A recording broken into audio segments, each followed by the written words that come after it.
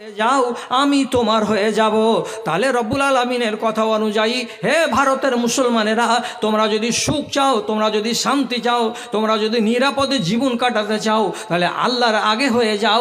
তারপরে আল্লাহ রব্বুল আলামিনের পক্ষ থেকে তোমাদের উপরে দয়া আসে কিনা তা দেখো। দাদারে একটা কথা বলবো, কি কথাটা হলো এই, সৌদি আরবে যারা যারা হজ করেছেন মক্কা মদিনায় গিয়ে তারা তো বেশি বুঝবেন, আর যারা যারা হজ করতে যাননি বা উমরা করতে যাননি তারা তারা একটু কম বুঝবেন। সহি কথাটা বলছি আমার ভাইরা, আল্লাহর কসম দিয়ে, যখন মক্কা মদিনার মসজিদে আজান পড়ে যায়, যেমনি আজান পড়ে যাবে, আপনি যদি একটা জুব্বা কিনতে গিয়ে দাম দর সব হয়ে যায়, আর টাকাটা বাহির করতে খালি আন্ডার প্যান্ট থেকে বের করতে গিয়ে বুদাম খুলতে গিয়ে একটু দেরি হয়, আর ইয়ার ফাঁকে যদি খালি আজান পড়ে যায় আল্লাহু আকবার আল্লাহু আকবার, যেমনি আজানের আল্লাহু আকবার শুনতে পাবে, সাথে সাথে কাপড়টাকে হাত থেকে নিয়ে রেখে দিবে, দিয়ে বলবে বায়দেন বায়দেন হাজি বায়দেন। বায়দেন মানে কি? নমাজের পরে হাজি, এখন নয়। আপনি বাংলাতে দিনাজপুরের মুসলমান, মালদার মুসলমান, ও খালি বাংলাতে খিচিড়ি মিচিড়ি করে কইছে হয়ে গেছে টাকাটা নেন না, দিয়ে দেন না, হয়ে গেছে। হাজি হাজি হারাম, হাজি হারাম হারাম। ওদের আরবিটা কি? হাজি হারাম। তার মানে কি? আবে দাম যে হয়ে গেছে 40 রিয়াল, টাকাটা নিয়ে আর মালটা আমার হাতে দিয়ে দে, কেড়ে নিয়ে রেখে দিলি, টাকা নিবি না, কইছে হাজি হারাম, হাজি হারাম। হারাম কেন হয়ে গেল? আপনি ইমানের তোড়া নিয়ে দেখেছেন এটা হারাম কেন বলতে লাগলো? ব্যবসাটা এতক্ষণ হালাল ছিল, হারাম কেন হয়ে গেল? কোথায় আছে? আরবি যারা পড়তে জানেন, যাদের বাড়িতে বাংলা তর্জমা আছে, কালকে সকালবেলাতে গিয়ে সূরা জুমা বাহির করেন তো কি লেখা আছে? ইয়া আইয়ুহাল্লাযীনা আমানু ইযা নুদিয়া লিস-সালাতি মিন ইয়াউমিল জুমআতি ফাসআউ ইলা যিকরিল্লাহি ওয়া যারুল বাইআ। হে মুমিনিনরা, তোমাদের সামনে যেমনি মুয়াজ্জিনের আজান পড়ে যাবে, কানে যদি শুনতে পাও আল্লাহু আকবার আল্লাহু আকবার, সঙ্গে সঙ্গে নিমেষের ভেতরে তখনই দেন দেয়ার তুমি ব্যবসাকে ছেড়ে দাও। কেন? যে আল্লাহ ডেকেছে, আর আল্লাহর ডাককে বাদ দিয়ে যদি ব্যবসা চালাও, ব্যবসাটা হালাল হবে না, হারাম হয়ে যাবে। এই কথাটা আরো বললো কত মানে, যে সঙ্গে সঙ্গে তারা কি করে? ব্যবসাকে বন্ধ করে দাও। আপনি হাজারবার বলতে গেলে বলবে হাজি হারাম, হাজি হারাম, করে না। আবার দোকান বন্ধ করবে না, না, বিশাল বড় বড় দোকান, এই খুঁটি থেকে ওই খুঁটি একটা লম্বা চাদর টেনে দিল, টন টন করে হাঁটতে হাঁটতে কাবার সেখানে গিয়ে বসে বসে সুন্নাত শুরু করে, দাঁড়িয়ে সুন্নাত শুরু করে দিল। সোনার দোকান বেশি যদি করে তো শাটারটা অর্ধেকটা নামাবে, আর অর্ধেকটা নিচু দিক খোলা থেকে গেল, চলে গেল কাবার প্রাঙ্গণে, নামাজ শুরু করে দিল। কয় টাকার সোনা আছে? কোটি কোটি কোটি কোটি টাকার সোনা আছে, হার আছে, চাঁদি আছে, পলা আছে, ইয়াররিং আছে, সব কিছু আছে। আর দেশের খালি চোর গেলা মনে মনে করেছে এবার যাবো তাহলে। হে কোথায় যাবে? উমরা করতে। কেন? যখন আজান পড়বে আর হজ এরা যখন নামাজ পড়তে চলে যাবে, এত বড় বড় সোনার দোকান, এক কোনা দিয়ে ঢুকে 3-4খান লিলি তার পাশে উঠে গেল। রে খ্যাপা, এই প্রথমে জিজ্ঞেস কর না এই কথাটা কোনো মৌলবীকে। এরা যে কোটি কোটি টাকার দোকানটাকে খোলা রেখে দিয়ে নমাজে চলে গেল, এটা দোকান জোগায় কে? কে জোগাচ্ছে দোকান? তো কি কথা বলেছেন আল্লাহ তাআলার নবী? ইহফাজিল্লাহ ইয়াহফাজুকা, তুমি আল্লাহর হেফাজত করো, আল্লাহ তোমার হেফাজত করবে। তুমি আল্লাহর দ্বীনের হেফাজত করার জন্য আল্লাহু আকবার ধ্বনি শুনে দিয়ে তারপরে নিজের দোকানটাকে খোলা রেখে চলে গেলে মসজিদে, আল্লাহর তুমি হেফাজত করতে গেলে রব্বুল আলামিন বলছে আমি তোমার হেফাজত করব। তার মানে কি? তোমার দেহের হেফাজত আমি করব, তোমার মালের হেফাজত আমি করব, তোমার দোকানের হেফাজত আমি করব।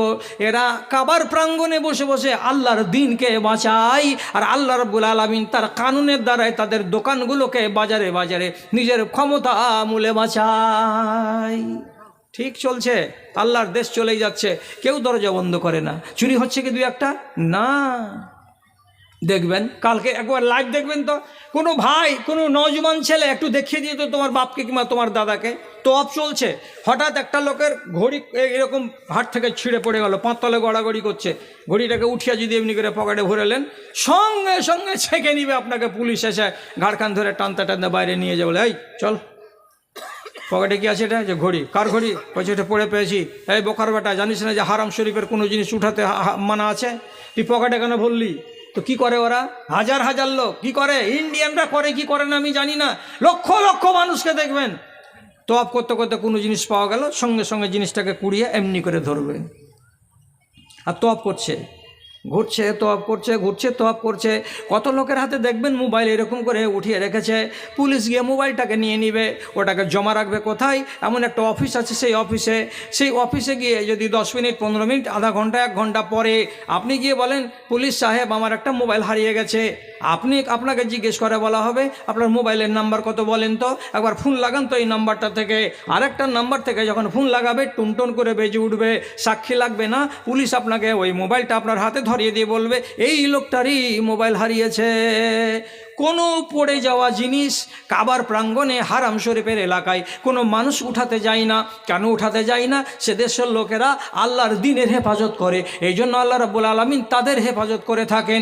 বন্ধুরে আমার, আল্লাহর কসম খেয়ে বলছি হারাম শরীফের চারি এলাকায় কোনো জায়গাতে 1 বিঘা গমের জমি দেখতে পাওয়া যাবে না, 1 বিঘা ভুট্টার জমি দেখতে পাওয়া যাবে না, কোনো জায়গাতে খেজুরের বাগান ছাড়া সেবের বাগান আঙ্গুরের বাগান দেখতে পাওয়া যাবে না। মক্কা থেকে 120 কিলোমিটার পূর্ব দিকে তায়েফ সিটি আছে, তায়েফ নগরী আছে, ওইখানে পাওয়া যায় শাকসবজি, আর ওইখানে পাওয়া যায় টমেটো, ধনের পাতা আর চাটনি পাতা, আর ওইখানে পাওয়া যায় অন্যান্য আর ফসলগুলো, তাছাড়া মক্কার মাটিতে পাওয়া যায় না। কিন্তু দেখতে পাবেন কি মক্কার বাজারে, মদিনার বাজারে টপ গ্রেডের আম, টপ গ্রেডের কমলা লেবু, টপ গ্রেডের কলা, টপ গ্রেডের আঙ্গুর এবং কিশমিশ এবং কাজু এবং মানাকা এবং সোয়ারা, সব হাই লেভেলের দোকানে হাজার হাজার পেটি সাজানো আছে। আপনি বলবেন এ দেশের মাটিতে তো ফসল জন্মায় না, তাহলে এগুলো এলো কোথা থেকে, কেমন করে চলে আসছে? আল্লাহ রাব্বুল আলামিনের নবী আগে বলেছেন তুমি যদি আমাকে বাঁচাও রে, মানে হেফাজত করো রে, আমি তোমার হেফাজত করব।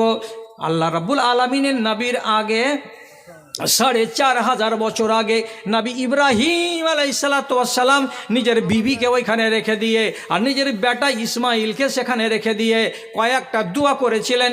তার ভিতরে একটা দোয়া করেছিলেন, রব্বি জাআল হাযাল বালাদা আমিনাও ওয়ারযুক আহলাহু মিনাস সামারাত।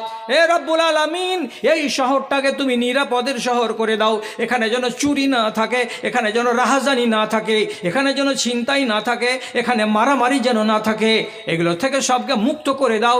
আরবের মক্কার মদিনার মাটিতে মারামারি নেই, হানাহানি নেই, কাটাকাটি নেই, চড় ঝগড়াঝাটি নেই, কিছুই নেই, শান্তির দেশ, জান্নাতের নমুনা। আর তিনি দোয়া করে বলেছিলেন, পরওয়ারদিগার এই দেশের লোকগুলোকে, দেশ বলতে কাকে বুঝাই, মক্কা এবং মদিনার 2 শহরের লোককে, আল্লাহ তুমি রিজিক দাও, রিজিক দাও, রিজিক দাও। তো কিসের রিজিক দাও? তো ফলের রিজিক দাও। ভাতের রিজিক বলেননি, বিরিয়ানি বলেননি, কি বলেছিলেন? ওয়ারযুক আহলাহু মিনাস সামারাতে, ফলের রিজিক দাও রে আল্লাহ। এই জন্য মক্কা মদিনার লোকেরা দিনের ভিতরে যদি 2টা রুটি খায় তো বেশিরভাগ তারা ফলকে চাবায়। দেখবেন তো কলার বাগান, কলার ঢেরি লেগে আছে, সেবের ঢেরি লেগে আছে, এমন লাচকদার, এমন আকর্ষণীয় ফল লেগে আছে যেগুলো মার্কেটের সবচাইতে সেরা সেই ফলগুলো তাদের কাছে আছে। আপনি বলেন সেরা ফলগুলো কেন আসলো?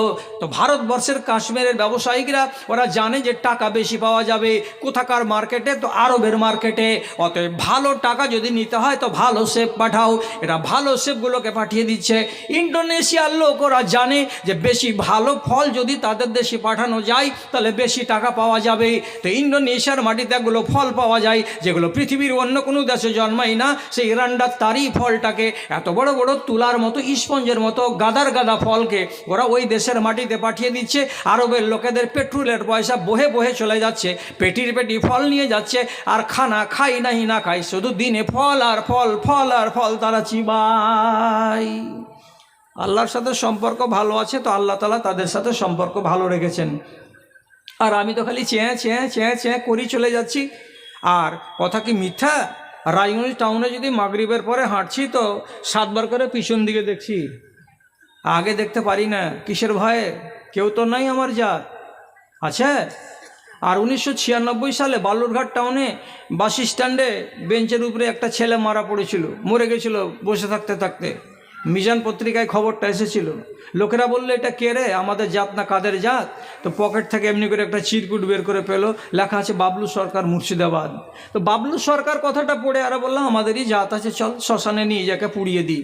নিয়ে গেল শ্মশানে, নিয়ে গেল লকড়ি জ্বালিয়ে। যখন ওর গা থেকে জরুরি কাপড়গুলো টেনে ফেলছিল, এখন শ্মশানে চাপিয়ে লকড়ির ওপরে চাপিয়ে দিবে, তখন তো স্যুট প্যান্ট এগুলো যখন যেমনি খুলে দিয়েছে তখন দেখা যাচ্ছে আর মুসলমান নাম ওদিকে বড় বড় চোখ করে তাকাইছিল। ওটা কোনটা? খালি খাতনা দেওয়াটা আছে বলি মুসলমান, বাকি কিচ্ছু নাই। মোচ নাই, দাড়ি নাই, সুন্নাত কিছু নেই। বিড়ি খেয়ে খেয়ে ঠোঁট দুটাকে পিকিটার ইট করে রেখেছে, কালো ঝামা হয়ে আছে। ওর গেঞ্জি, ওর এই শার্ট আর এইগুলো দেখে যদি মনে হবে, তো মনে হয় না যেটা মুসলমানের ড্রেস পরে আছে। তাহলে এমন করে সে বদল করেছে যে আল্লাহর সাথে তার কোনো রিশতাই নেই, সম্পর্ক নেই। অতএব যখন আল্লাহর সঙ্গে তার রিশতা হারিয়ে গেছে, তখন রব্বুল আলামিন বলেন